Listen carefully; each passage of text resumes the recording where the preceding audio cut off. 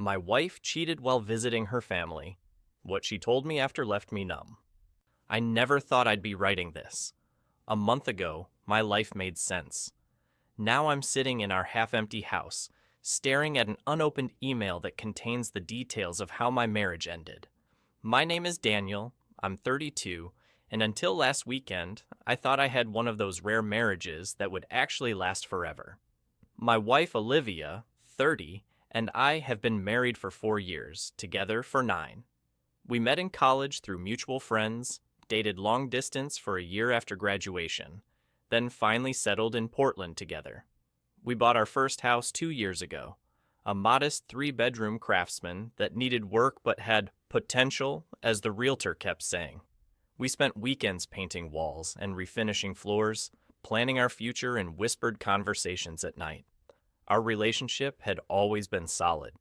We communicated well, rarely argued beyond minor disagreements about household chores or what movie to watch, and our physical intimacy had only grown stronger over the years. I'm not claiming we had a perfect marriage. Those don't exist. But we had something good, something worth protecting. Early in our relationship, we'd had the tough conversations. Politics, religion, kids, we both wanted 2 eventually, and fidelity. On that last point, I'd been clear. Cheating was my hard line. I'd watched my father destroy my mother through repeated affairs, witnessed her diminish with each discovery, her self-worth eroding until she was a shadow. I refused to live through that, and Olivia understood. I would never, she'd promised, looking directly into my eyes. That's not who I am. Last Friday, Olivia packed an overnight bag to visit her parents in Eugene. This was routine. She went home about once a month to see them and usually met up with her high school friends while there. Before she left that evening, we had one of those minor arguments that seem so meaningless now. I'd been working from home that day and left coffee mugs and papers scattered around the living room. Olivia had commented that she was tired of always cleaning up after me, that sometimes the house looked like a frat boy lived here alone. I'd been defensive, pointing out the yard work and home repairs I handled without complaint. It was nothing serious. We'd had similar exchanges a dozen times before. But it meant our goodbye was cooler than usual. A quick peck instead of our normal embrace. No "I love you" exchanged. My last words to my wife before everything changed were, "Don't forget to lock the door behind you." Our communication that Saturday was minimal. She texted when she arrived at her parents', and I responded with a thumbs-up emoji. Later, she mentioned going out with her friends Megan and Ashley to the station, a bar they'd frequented since college. I replied with, "Have fun, be safe." I didn't think twice about it. I trusted Olivia completely. Before going to sleep that night, I texted, "Hope you had a nice time. Drive safe tomorrow. Love you." It was an olive branch, my way of saying our petty argument was behind us. When I woke Sunday morning, I saw a missed call from Olivia at 4:12 a.m. No voicemail. A flutter of concern moved through me. She never called that late unless something was wrong. I immediately called back, but no answer. I tried again at 9, at 10, and at 11. Each time straight to voicemail. The anxiety built with each unanswered call. I was contemplating calling her parents when my phone finally chimed with a text. "I'm fine. Driving back now. Be home later." The terseness was unusual, but I felt relief. She was safe. I spent the day catching up on work, watching half a basketball game, all the while expecting Olivia to walk through the door with her usual smile, dumping her weekend bag by the stairs where I'd trip over it later. When she finally arrived around 4 p.m., I knew instantly something was catastrophically wrong. Olivia stood in our entryway looking physically altered. Her normally bright eyes were swollen and bloodshot. Her makeup, which she wore even when lounging around the house, was absent, revealing blotchy skin and dark circles. She was still wearing last night's clothes, wrinkled and askew. "Liv?" I approached her, arms outstretched for our habitual welcome home embrace. She flinched away, refusing to meet my eyes. "Don't," she whispered. "Please don't touch me right now." Everything inside me went quiet. I recognized this moment for what it was. The pivot point where our life together would irrevocably change direction. But knowledge doesn't equal preparation. "Come sit down," I said, guiding her toward our couch without touching her. "I'll make some tea." In our kitchen, I went through mechanical motions, filling the kettle, selecting her favorite chamomile tea, finding the honey. These ordinary actions seemed surreal, like I was moving underwater. I returned to find Olivia perched on the edge of the couch, staring at her hands. "Whatever it is," I said, placing the mug before her, "we'll figure it out together." The laugh that escaped her was hollow, frightening. "No, we won't." She finally looked at me, and the self-loathing in her eyes was staggering. "There's no fixing this." "Just tell me what happened," I urged, though something primal in me was screaming to run, to preserve the final moments of blissful ignorance. She began to sob then, deep, guttural wails that seemed to emerge from some wounded animal place inside her. I moved closer, instinctively trying to comfort her despite my growing dread. "I slept with someone else." The words came between gasps. "Last night, after the bar." Time seemed to fracture in that moment. I heard her words clearly, understood their meaning, but they existed in some parallel reality that couldn't possibly be mine. Not my Olivia. Not us. "It was a guy from high school," she continued, the words tumbling out now. "Jackson. We dated briefly before college. He was at the station. We all were drinking. Megan and Ashley left early. We kept talking and drinking, and then—" Her voice broke. "Then we went back to his place." As she spoke, something inside my brain shifted. Broke, really. It felt physical, like neural connections were being severed one by one. The emotional pain was so intense it manifested physically. Pressure in my chest, ringing in my ears, a metallic taste in my mouth.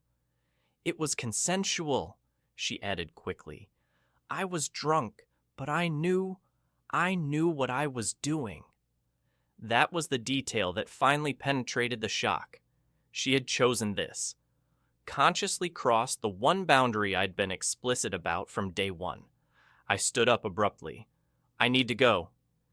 "Daniel, please." She reached for my arm. "Please let me explain." "Explain what?" My voice was unnervingly calm. "You just did explain. You got drunk and fucked your ex-boyfriend. What else do I need to know?" The vulgarity hung between us.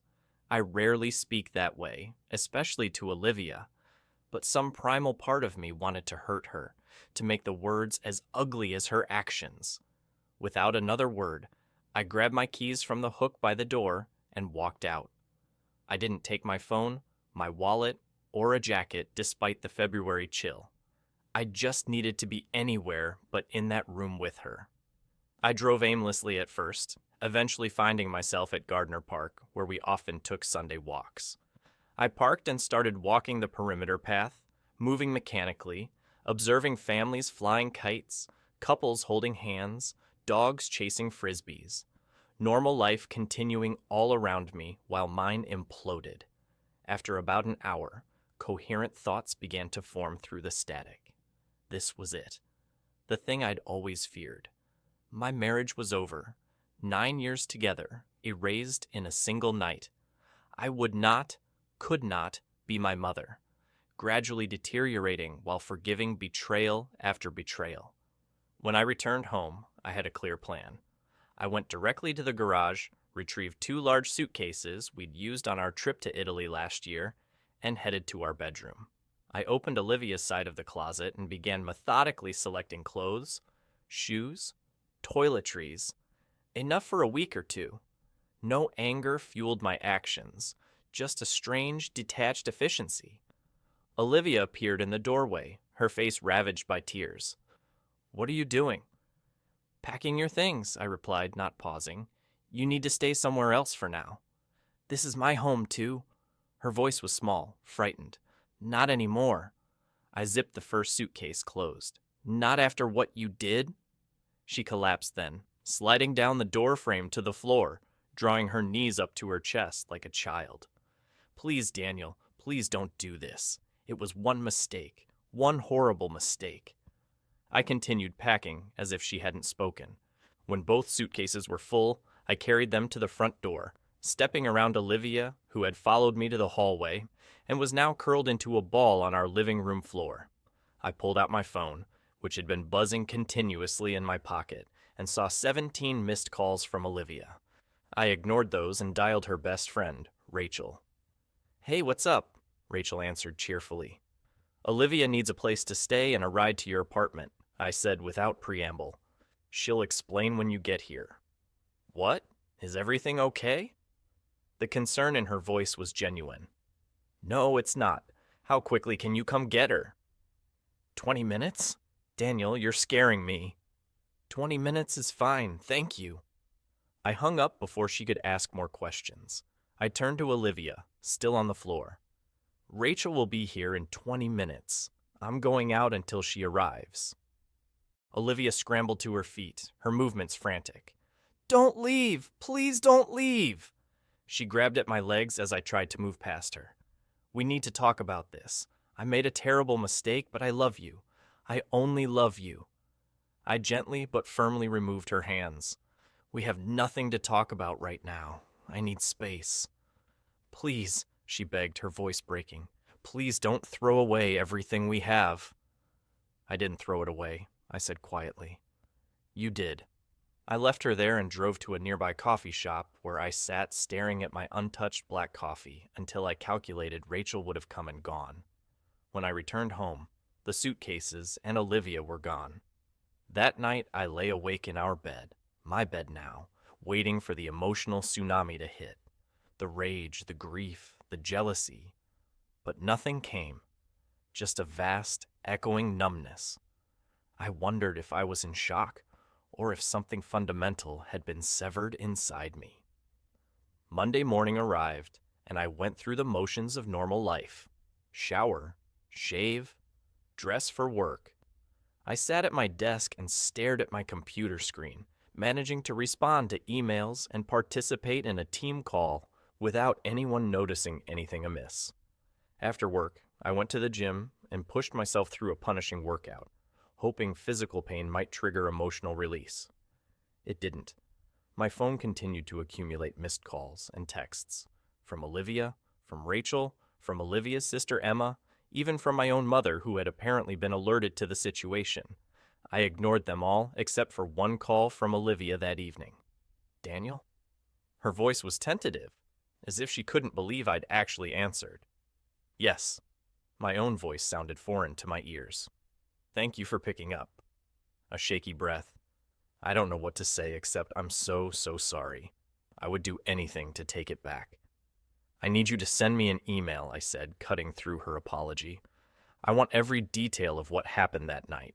Start to finish. Leave nothing out." "What? Why would you want—" "If you leave anything out," I continued as if she hadn't spoken, "there will be no possibility of reconciliation. Do you understand?" The silence stretched between us. "Yes," she finally said. "I understand." "Good.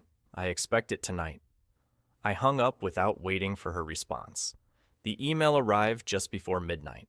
The subject line read simply, "Everything." I saw the length of it, the scroll bar a thin line, but couldn't bring myself to open it. Not yet. Over the next few days, I performed the necessary actions to begin untangling our life together. I consulted with 3 divorce attorneys, selecting the one who spoke in calm, practical terms, rather than trying to inflame my sense of injustice. I moved half our savings into a new account, in my name only, leaving Olivia's share untouched. I blocked her number, her email, her social media. I did the same for Rachel, Emma, and several mutual friends who had begun reaching out. On Wednesday, Rachel showed up at our house, my house, while I was working from home. I heard the aggressive knocking and considered ignoring it, but finally answered. "What the hell, Daniel?" She pushed past me into the entryway. "You're just gonna throw away 9 years without even talking to her?" I regarded her calmly. Did Olivia tell you what happened? Rachel's righteous anger faltered. She said she made a mistake, that you're not giving her a chance to explain. Did she tell you what the mistake was? I pressed. Not specifically, no. Rachel crossed her arms defensively. But whatever it is, don't you think you owe it to your marriage to at least hear her out? If you want to know what happened, ask Olivia. Otherwise, this conversation is over. I opened the front door meaningfully. Rachel stared at me, her expression shifting from anger to uncertainty. She's a mess, Daniel. I've never seen her like this. That's not my problem anymore. My voice remained steady. Please leave. After she left, I returned to my laptop and continued working as if the interruption had never occurred. That evening, I went for a 5-mile run, cooked a simple dinner, and watched half a documentary before going to bed. I moved through the world like an automaton, performing the expected functions without emotional engagement. Yesterday, I found a folded note that had been slipped under the front door. Olivia's handwriting, once so familiar and welcome, now seemed like an artifact from a past life. Daniel, I know you don't want to speak to me, and I understand why. But please, I'm begging you for one conversation. Meet me at Riverside Cafe tomorrow at 2 p.m. If you don't show up, I'll respect your decision and won't contact you again except through lawyers. But please give me this one chance. I love you more than anything. Oh. And so, here I sit, the night before this proposed meeting, trying to determine what purpose it would serve. The email with everything remains unopened in my inbox, a digital Pandora's box I'm afraid to release. Part of me wants to know every excruciating detail. Who initiated? What was said? When she realized she was crossing the line? How many times? What positions? Maybe that knowledge would finally crack this protective numbness and allow me to feel something, anything. But another part recognizes that those details will become poison in my mind, images I can never erase. Would seeing Olivia tomorrow change anything? Is reconciliation even possible? The question feels academic, like I'm considering someone else's problems. I promised myself long ago I would never stay with someone who betrayed me this way. But I never imagined it would be Olivia, never prepared for how it would feel to lose not just my wife, but my best friend, my future, my sense of certainty about who we were together. The strangest part is this emotional detachment. I move through each day like a robot performing human functions. I eat without tasting, sleep without dreaming, speak without feeling. Friends have started to notice, their concerned texts accumulating unanswered on my phone. Are you okay? Do you want to talk? I'm worried about you. I'm not okay, but I'm functioning. And right now, that feels like the most I can ask of myself. Tomorrow at 2 p.m., I'll make a decision that will set the course for whatever remains of my life. Will I go to the cafe and face Olivia? Will I finally open that email and absorb the full reality of her betrayal? Or will I continue in this strange limbo, neither moving forward nor going back? The truth is, I don't know.